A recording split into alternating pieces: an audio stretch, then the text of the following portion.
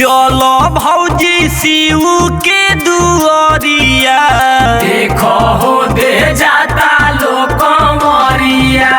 पिन्हले बालो गेरुआ रंग के सड़िया लागो तालो के ताना हो बढ़िया।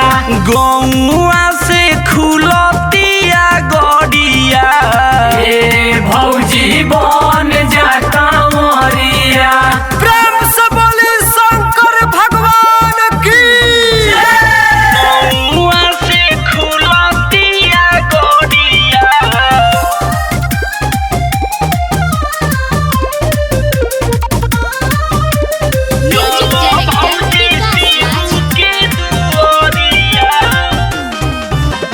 देरी तना न करहु जल्दी से सज सवरहु नया नचर कनिया बारू इतना जिद न धरहु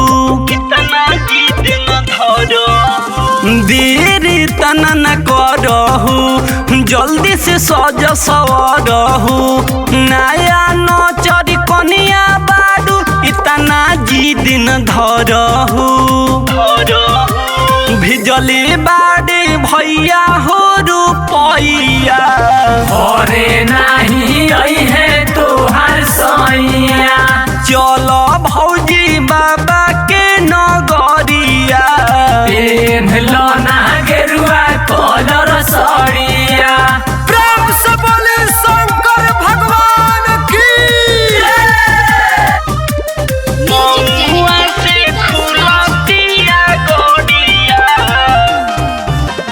भोला पर जलवा चढ़ैबू हो सुंदर ललनावा पैबू हो टपुई माम दिलीप देवरवा के संगवा में तू जइबू हो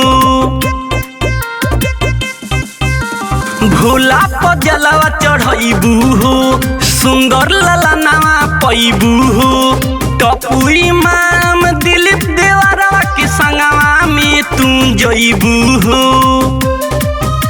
रिमझिम बरसे सावन बदरिया देखो सभे भी जाता कंवरिया।